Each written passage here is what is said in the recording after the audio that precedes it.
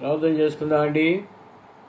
ప్రేమ కలిగిన మా తండ్రి, పరిశుద్ధుడైన మా దేవా, మహిమ గల మీ నామను బట్టి మీ పాదాలకు వందనాలు, స్తుతులు, స్తోత్రాలు చెల్లిస్తున్నాము నాయన.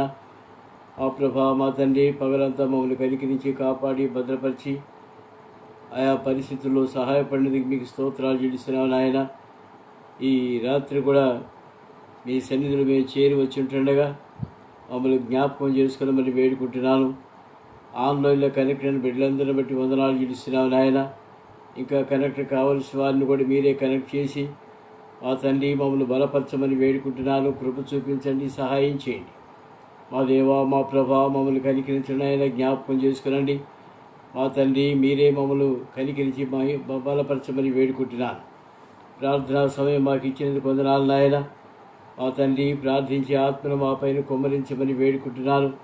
మా దేవా మీరే దయ చూపించండి. మీ బిడ్డలైన మమ్మల్ని అందరినీ కూడా కనికరించి ప్రార్థించే ఆత్మను మాకు దయచేసి మీ సన్నిధిలో మమ్మల్ని జ్ఞాపకం చేసుకొని బలపరచమని వేడుకుంటున్నాను. దయ చూపించండి. ప్రార్థన ఆలకించే దేవుడు మా తండ్రి, మా స్థుతులపైన ఆసీనుడైన దేవుడు నాయన, మీ పాదాలకు వందనాలు చెల్లిస్తున్నాను. ఆ ప్రభా మా తండ్రి, మా దేవుడుగా, మా రక్షకుడుగా, మా విమోచకుడుగా మీరే మమ్మల్ని కనికరించి బలపరచమని వేడుకుంటున్నాను. మమ్మల్ని అందరినీ మీరు స్వాధీనపరుచుకుంటూ ఇంకా కనెక్ట్ కావాల్సిన వారిని కూడా మీరే కనెక్ట్ చేయమని యేసు ప్రభు నామములో స్తుతించి ప్రార్థించి వేడుకుంటున్నాము తండ్రి, ఆమేన్. 553 పాత నంబర్ 466. నీవు ఆత్మయుద్ధములో జయముందుము.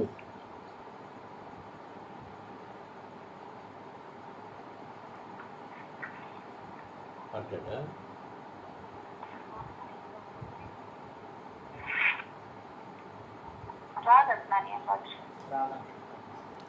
నీవాత్మాయుద్ధములో జయముందుము, నీవాత్మాయుద్ధములో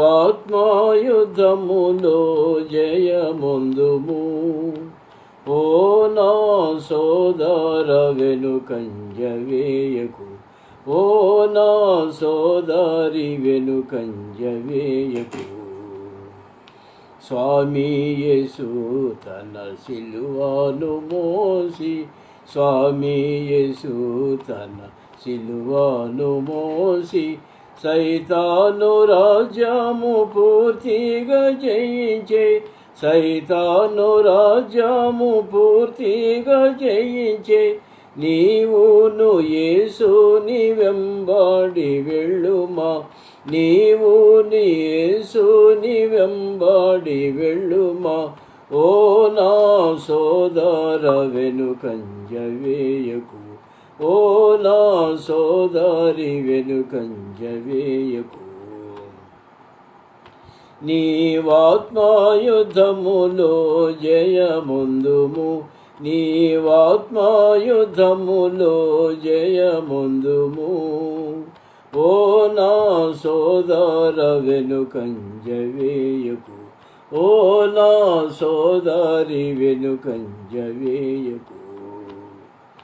శిరమునమున్న మకుటము ధరించి, శిరమునమున్న మకుటము ధరించి సిపాయి చేతలపై కొట్టబడే, సిపాయి చేతలపై కొట్టబడే.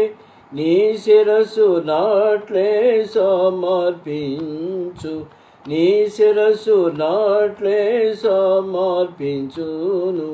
ఓ నా సోదర వెనుకంజ వేయకు, ఓ నా సోదరి వెనుకంజ వేయకు. నీవాత్మాయుద్ధములో జయముందుము, నీవాత్మాయుద్ధములో జయముందుము. ఓ నా సోదర వెనుకంజ వేయకు, ఓ నా సోదరి వెనుకంజ వేయకు. చివరి వచ్చింది. సాహసమునని ఆత్మా ఖడ్గమున, సాహసమునని ఆత్మా ఖడ్గమున సైతాను బంధము ఖండించి వేసి, సైతాను బంధము ఖండించి వేసి క్రీస్తుని సంఘమా ముందంజ వేయుమా, క్రీస్తుని సంఘమా వెందంజ వేయుమా, ఓ నా సోదరి వెనుకంజ వేయకు, ఓ నా సోదరి వెనుకంజ వేయకు. నీవాత్మాయుద్ధములో జయముందుము, నీవాత్మాయుద్ధములో జయముందుము, ఓ నా సోదర వెనుకంజ వేయకు, ఓ నా సోదరి వెనుకంజ వేయకు. దేవుని వాక్యం చూసుకుందాం అండి. మొదటి సమూయేలు గ్రంథము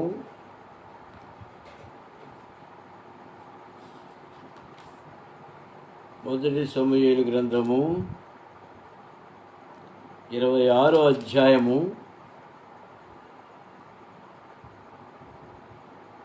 8వ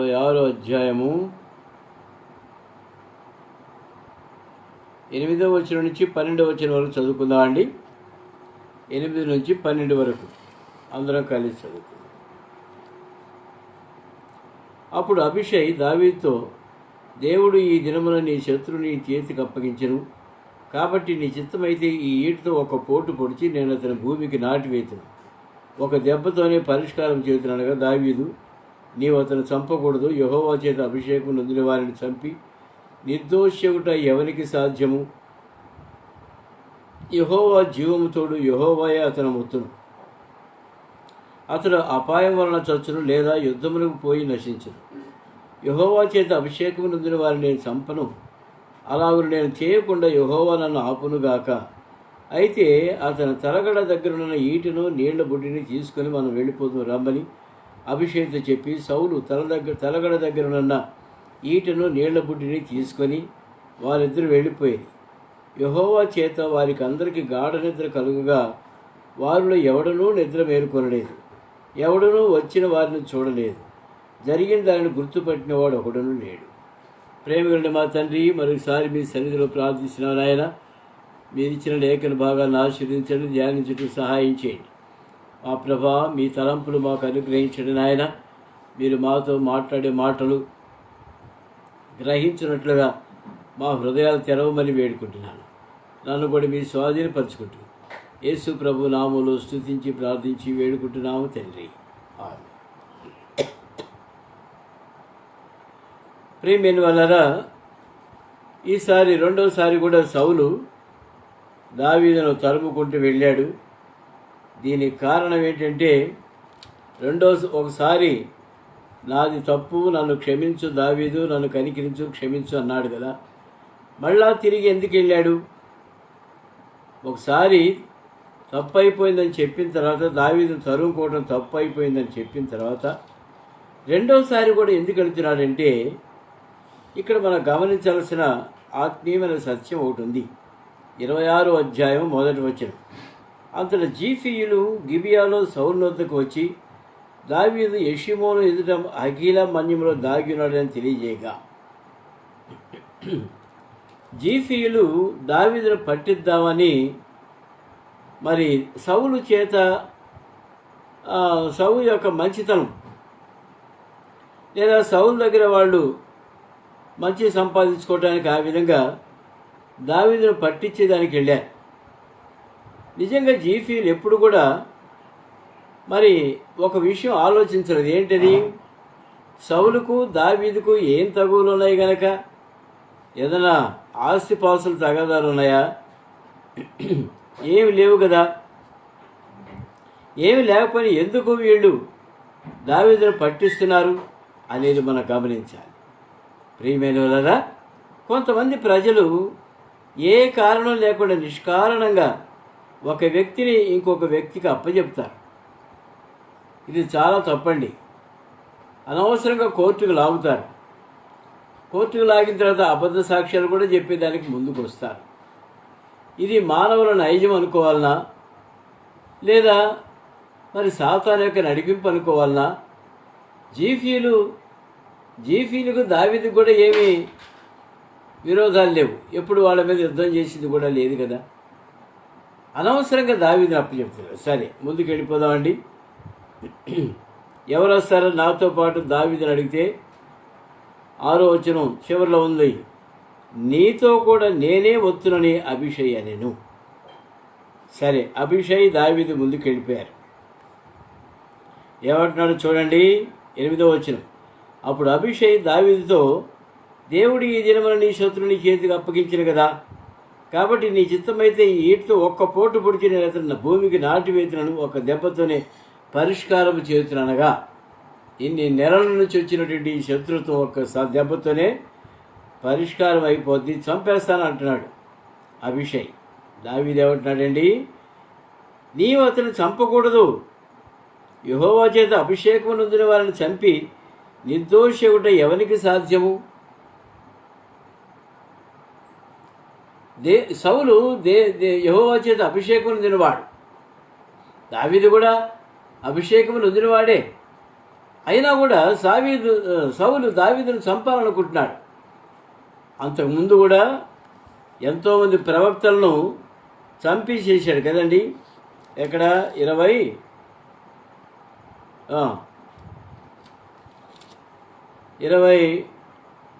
అధ్యాయంలో 17వ వచనంలో, యెహోవా యాజకులకు వీరు దావీదుతో కలిసినందువలనను అతడు పారిపోయిన సంగతి తెలిసి నాకు తెలియజేయకపోయినందులను మీరు వారి మీద పడి చంపుడని తన చుట్టూ నిలిచిన కావలి వారికి ఆజ్ఞించెను. రాజు సేవకులు యెహోవా యాజకులు హతము చేయనొల్లకు ఉండగా, రాజు సేవకులు దేవుని యొక్క యాజకులు హతము చేయనొల్లకు ఉండగా, దేవుని చేత అభిషేకమైనటువంటి వాళ్ళు, దేవుని ఆత్మ చేత నింపబడినటువంటి వాళ్ళు యాజకులు, దేవుని సన్నిధిలో పరిచయం చేసేవాళ్ళు, వాళ్ళనెట్ట చంపాలి మేము అని చెప్పేసి రాజు సేవకులు మరి వెనక్కి దిగారు. అయితే ఒకడుండి వాళ్ళందరూ చంపేసి, దోయగనే వాడు అందరు చంపారు. వాడు దేవుని యాజకులను చూడకుండా, ఆ భయమే లేకుండా వాడు చంపేసేసాడు. ఎంత దుర్మార్గుడో చూడండి. కొంతమంది ఉంటారు, ఎంత దుర్మార్గంగానే ఒడిగడతారు, ఎంత దూరమైనా పోతారు.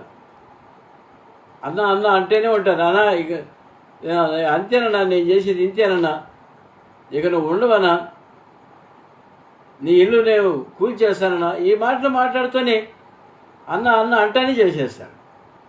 ప్రియమైనదా, ఆ విధంగా దేవుని చేత అభిషేకించబడిన వాడిని నేను చంపను అంటున్నాడు దావీదు. దేవుని చేత నిర్దోషిని ఎంచబడని ఎవరికి సాధ్యమవుతుంది? అక్కడ దావీదు యొక్క ఆత్మీయత మనం గమనించాలి. యెహోవా జీవంతోడు, యెహోవాయే అతను మొత్తును, అతడు అపాయం వలన చచ్చును లేదా యుద్ధమును పోయి నశించును. ఇంకో మాట చూద్దామండి. 1 సమూయేలు గ్రంథం 24:6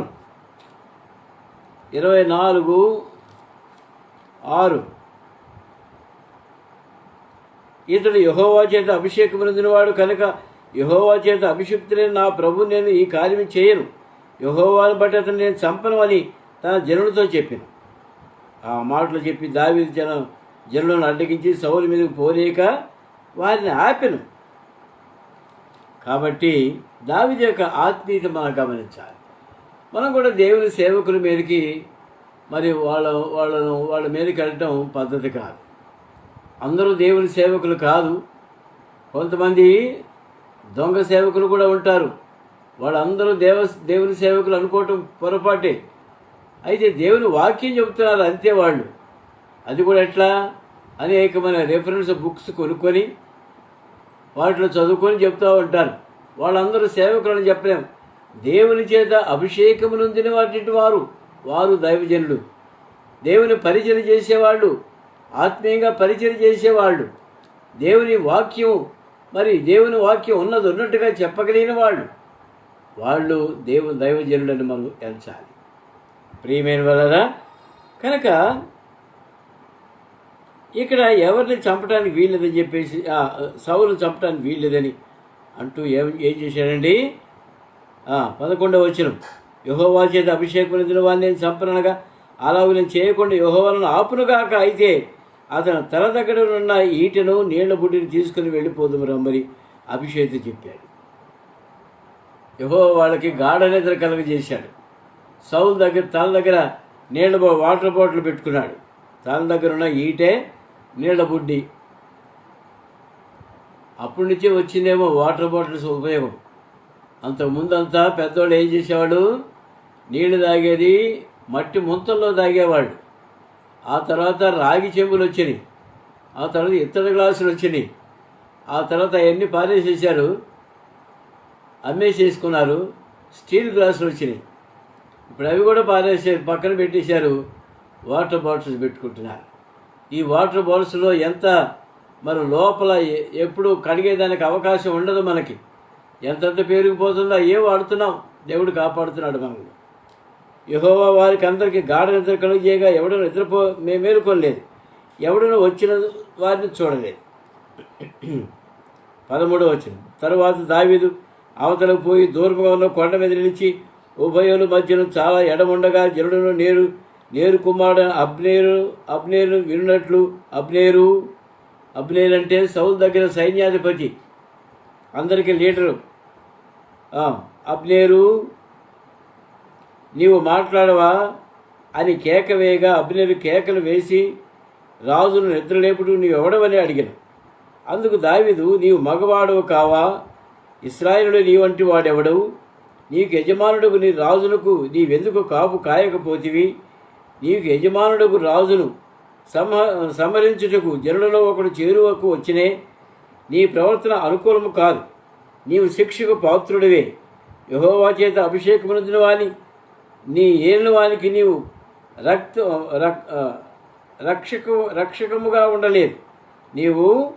రక్షకముగా ఉండలేదు. యెహోవా జీవవంతుడు, నీవు మరణశిక్షకు పాత్రుడు. రాజు యొక్క ఈట ఎక్కడున్నదో చూడము, అతని తలగడ దగ్గరనున్న నీళ్ల బుడ్డి ఎక్కడుందో చూడుము అని పలికెను. అప్పుడు సౌలు మేలుకున్నాడు. అబ్నేరు సిగ్గుపడుతున్నాడు, భయపడుతున్నాడు. నీవు మరణ శిక్షకు పాత్రుడువు. నీ రాజు నువ్వు కాపు కాయలేకపోయావు కాబట్టి నీవు మరణ శిక్షకు పాత్రుడు అంటున్నాడు దావీదు పలికిన మాటల్లో సింహపు గర్జన కనిపిస్తుంది. అందులో ఒక సైన్యాధిపతి రాజును కాపాడే పద్ధతి ఇదేనా? నీవు మగవాడవు కావదా అని చెప్పేసి అబ్నేరుని తిడుతున్నాడు దావీదు. ప్రియమైన వల్లరా, ఈ విధంగా జరుగుతుంటే సౌలుకు మెలకు వచ్చింది. 17వ వచనం. దావీదా, నాయన ఇది నీ స్వరమే కదా అని అనగా దావీదు ఇట్లనెను, నా ఏలినవాడా, నా రాజా, నా స్వరమే. నా ఏలినవాడు తన దాసుని ఇలాగ ఎందుకు తరుముచున్నాడు? నేనేమి చేస్తే నా వలన ఏ కీడు నీకు సంభవించును? ఇంతకుముందు కూడా ఇవే మాటలు రిపీట్ అయినాయి. ఈ మాటలే రిపీట్ అయినాయి. నేను నీకేం చేశాను? రాజా, నా ఏలినవాడా, నీ దాసుని మాటలు వినుము. నా మీద పడవలనని యెహోవా నిన్ను ప్రేరేపించిన ఎడల నైవేద్యం చేసి ఆయనను శాంతిపరచవచ్చును. ఒకవేళ దేవుడే నిన్ను నా మీదకు పంపించాడు అనుకోండి, దేవునికి నైవేద్యం ఇచ్చి శాంతిపరచవచ్చు. ఎందుకంటే దేవుడు కృప కలిగిన వాడు. ఒకరిని అన్యాయంగా చంపాలని ఎప్పుడు దేవుడు చెప్పడం. ముఖ్యంగా నేను నీకెంతో ఉపకారం చేస్తున్నాను, నీ ప్రాణం నాకెంతో విలువైందిగా నేను చూస్తున్నాను, కాపాడుతున్నాను. 2 సార్లు చంపమని నాకు అవకాశం వచ్చాను, నేను చంపకుండా వదిలేసేసాను. ఒకవేళ దేవుడిని నా మీదకి పంపిస్తున్నాడా? దేవుడే నా మీదకి పంపిస్తే దేవుడిని శాంతింపజేయవచ్చు నైవేద్యం ఏంటి. అయితే నరులు ఎవరైనా నిన్ను ప్రేరేపించిన వారు యెహోవా దృష్టికి శాపగ్రస్తులగుదురుగాక. గమనించండి ఈ మాట. నరులు ఎవరైనా నిన్ను ప్రేరేపించినట్లయితే వాళ్ళు శాపగ్రస్తులగుదురుగాక. నిజానికి అబ్నేరుకు కూడా దావీదు మీద కోపం లేదు. కేవలం ఆ జీఫీయులు ఎందుకో మరి సౌలుకు వెంబడిస్తున్నారో, సౌలు ప్రోత్సహిస్తున్నారు, సౌలు ఎక్కపొడుస్తున్నారు. వాళ్ళు శాపగ్రస్తులగుదురుగాక అంటున్నాడు. వారు నీవు దేశమును విడిచి అన్య దేవతలను పూజించమని నాతో చెప్పి యెహోవా స్వాస్థ్యములకు హత్తుకొనకుండా నన్ను వెలివేయుచున్నారు. యెహోవా స్వాస్థ్యమును నేను హత్తుకొనకుండా నన్ను వెలివేయుచున్నారు. ఈ మాట ధ్యానించాలంటే చాలా బరువైనటువంటి మాట. ప్రియమైనవారా, దేవుని సన్నిధిలో ప్రతి విశ్వాసి దేవుని యొక్క స్వాస్థ్యాన్ని అనుభవించేవాడుగా ఉంటాడు. నిన్న ఆదివారం మనం వర్తమానాలు చూసాం, వర్షిప్ మెసేజ్లో చూసాం. ఆయన ఏంటంటే మనం దైవోగ్రతకు పాత్రమైనట్టుగా మరి ఏ కృపకు మన పాత్రమైనామండి? ఏ కృప అది? శోధింప శక్యము కాని క్రీస్తు ఐశ్వర్యము. అది మనం దేవుని సన్నిధిలో పొందేవారంగా ఉంటాం. ప్రభు బిడ్డల సహవాసులు మనం ఆ మహిమైశ్వర్యం పొందేవారంగా ఉంటాం. అటువంటి దేవుని స్వాస్థ్యాన్ని నేను పొందకుండా నన్ను ఎందుకు ఆపుతున్నావు? నువ్వు దేవుని బిడ్డల సహవాసానికి దూరం అయిపోయినాని, దేవుని వాక్యానికి దూరం అయిపోయినాని, మరి దేవుని మందిరానికి దూరం అయిపోయినాని అని చెప్పి నన్ను ఎందుకు దూరం చేస్తున్నావు? నేను యెహోవా స్వాస్థ్యమును అనుభవించకుండా నన్ను ఎందుకు నువ్వు దూరపరుస్తున్నావు? ప్రియమైన వలన ఏదైనా దూరం చేయొచ్చు, కానీ దేవుని బిడ్డలకు దేవుని స్వాస్థ్యం దూరం చేయకూడదు. ఒకవేళ ఆ విధంగా ఎవరైనా చేసిన వాళ్ళ శాపగ్రస్తులకు ఎదురుగాక. దేవుని మందిరానికి వచ్చే వాళ్ళు రావద్దంటారు. మరి పెద్ద పెద్ద వాళ్ళు కూడా ప్రక్కన పెట్టేస్తారు, సీనియర్స్ని ప్రక్కన పెట్టేస్తారు. వాళ్ళ సొంత ప్రయోజనాల కొరకు దేవుని మందిరాన్ని వాడుకుంటున్నారు. వాళ్ళ ఉనికి కోసం దేవుని మందిరాన్ని వాళ్ళు పెత్తనాలు చెలాయిస్తున్నారు, అధికారం చెలాయిస్తున్నారు. ఇతరులకు రావాల్సిన దేవుని యొక్క స్వాస్థ్యం అనుభవించకుండా వీళ్ళు అడ్డుపడుతున్నారు.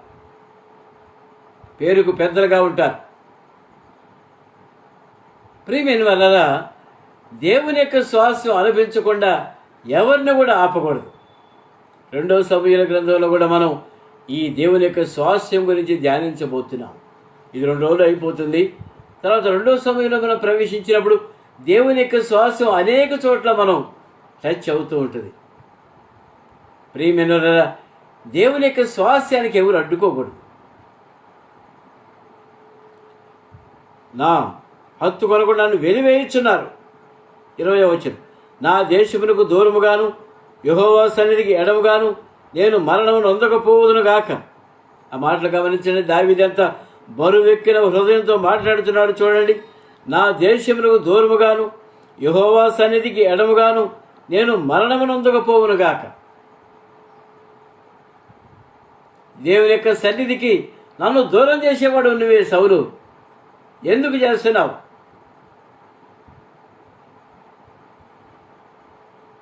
ఒకడు పర్వతముల మీద కౌజు పెట్టెను తరిమినట్టు ఇశ్రాయేలు రాజు అని నీవు మిన్ననైనా నన్ను వెదకుటకు బయలుదేరి వచ్చితివే. ఏమండి, ఒక ఆఫ్టర్ ఒక కౌజు పెట్టకు కోసం పర్వతాల మీద వెదకాలనా?